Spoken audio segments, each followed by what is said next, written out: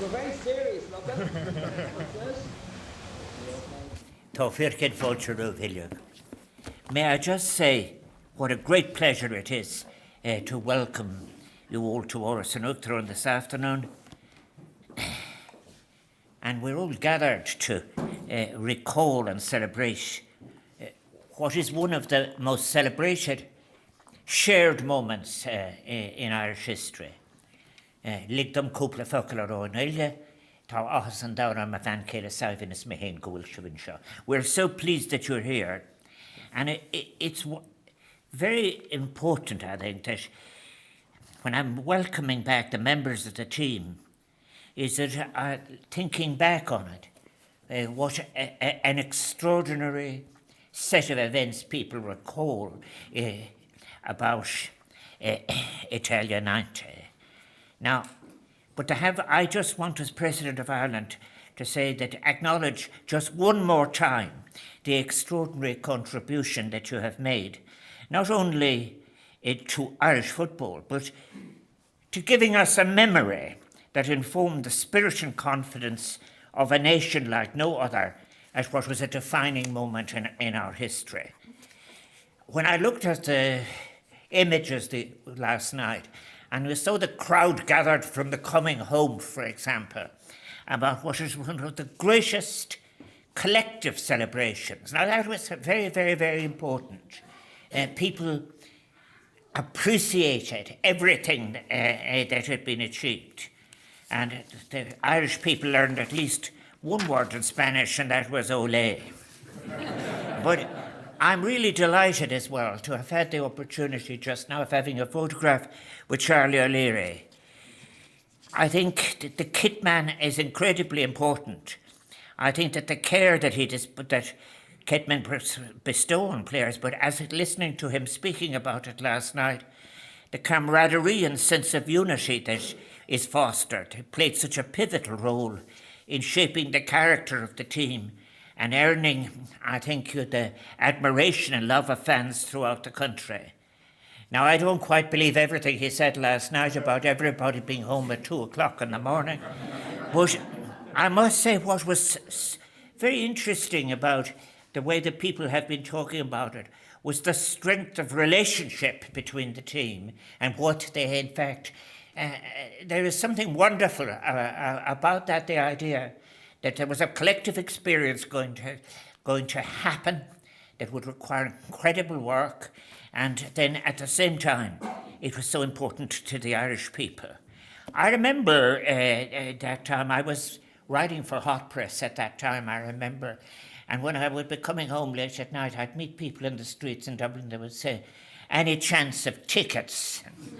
And I did a really terrible thing to the Department of Foreign Affairs, I think. I said, you should call into the ambassador and ask him. If anyone has tickets, he has tickets. And I was reminded about that later on, I'm afraid. But I do think as well, the drama of the whole, the sheer exhilaration of the night in Genoa, the tension as people stood on the brink of history. I think what is interesting to think about, and is that all over the country, the kind of mutual gasp as Paddy Bonner made a save, and then the whole sense of anxiety as David O'Leary stepped forward to send us into the quarterfinals of the World Cup for the very first time. These moments are great, joyous, collective moments associated not just with sport, as I have said, but about our collective experience together. It was full of emotion and relief and unbridled joy. There were people, in fact, whom you wouldn't see attending the league, who were kind of from other codes, all came into the streets to celebrate on that particular time. And I think it is a piece of living history that we treasure as milestones in our national story. And it was woven into the fabric of our people, of our experience as a people. I think Italia 90 was about so much more than just the result. It was about that sense of sharing, something together that had emerged across the country. And indeed, people had put up colours everywhere Ireland had become filled with colour, and there was a sense of celebration that really joined generations together, and the songs became anthems of a summer never to be forgotten. And I do remember as well, because our own children were very young, is that the young children, both on the street and elsewhere, began using the ball in a particular way. And in their imagination, their great ambition was to be representing Ireland. My friend Desmond Morris, in his book, The Soccer Tribe, wrote how football gives us a unique opportunity to display our presence in our community and our shared belief in a common cause, providing an opportunity for emotional release. And Desmond wrote about how joy and passion and the shared rituals and emotions. I remember myself as well at the time I spent in Manchester, in the way people would put on their colours, as that time it was before Rupert Murdoch had his effect on the game, but we'll say nothing about that for the moment. But I think that there is a sense of belonging that happened here in Ireland, where football brought our entire nation together. And it reminded us that beyond goals and results, the magic of football lies in uniting people through the common language of the game, in the fulfilment and the togetherness that it creates. And I do think, now that we're all here, it is so appropriate to pay tribute to the late Jack Charlton and Morris. Jack's legacy is one of outstanding leadership of a group of players of many diverse talents, moulding them into the successful team that captured the imagination of the nation. It wasn't just the success on the field of play. I think his popularity had much to do with his warmth and charismatic personality. He was a legendary sporting icon of our nation. And for a long time, people couldn't work him out, you see. That was the great mystery of it all. I think in 2020, following his sad passing, we had a poignant occasion here in Áras in Uachtaráin when I awarded him a Presidential Distinguished Service Award in recognition of his outstanding contribution to Ireland.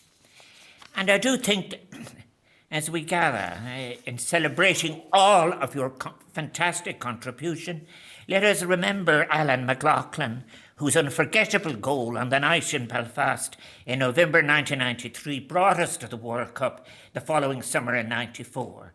That was a great moment in Irish football, in football history.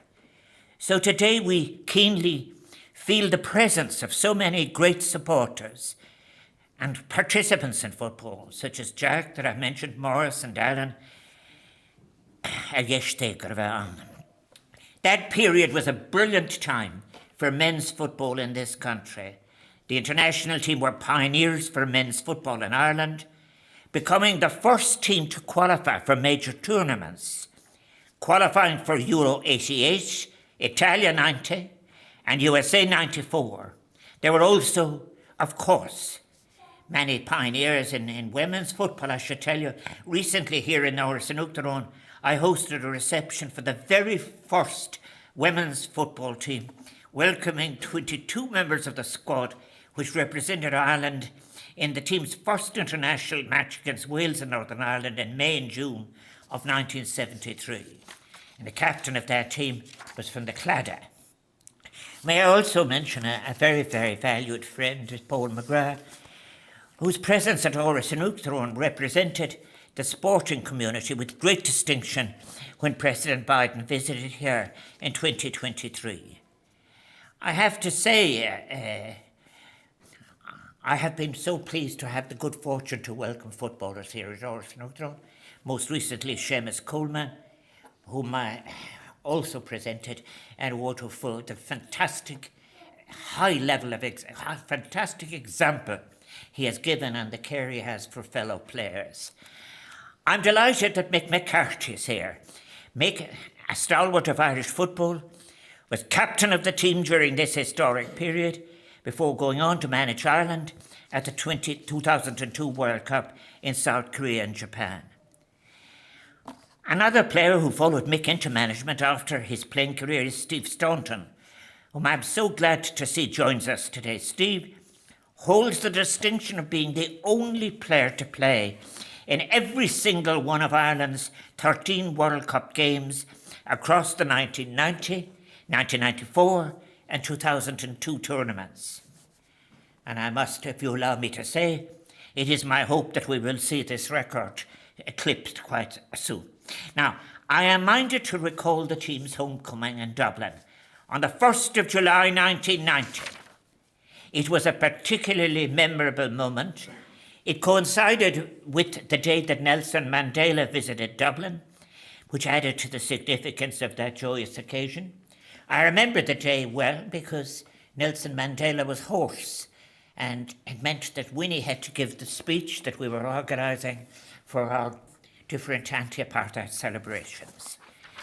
I must say, Mar Uachtaráin hÉireann is President of Ireland.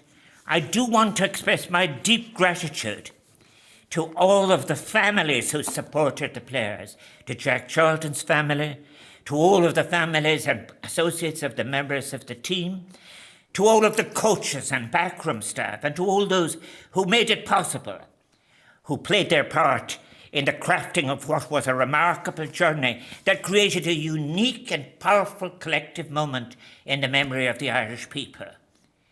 Each of you gave us something invaluable, memories of an unforgettable summer that continues to endure, a legacy that continues and will continue, I hope, to inspire a new generation of Irish footballers. And it gave confidence too. The confidence comes from qualification and success, one that encourages all to believe that it all can be done again. So today, in Áras and Uachtaráin, the home of the President, I ask you to celebrate once more as we recall those wonderful weeks when the warmth and affection was shown to you by the Irish public. Let us say with full hearts, Movicus Levilliog. Thank you so much for your great contribution in making what is a unique collective memory for the Irish people and a great celebration of football and sport. Thank you very much.